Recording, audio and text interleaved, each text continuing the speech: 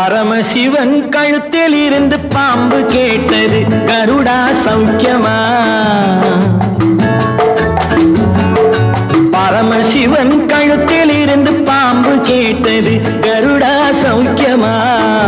யாரும் இருக்கும் இடத்தில் இருந்து கொண்டால் எல்லாம் சௌக்கியமே, கருடன் சொன்னது அதில் அர்த்தம் உள்ளது.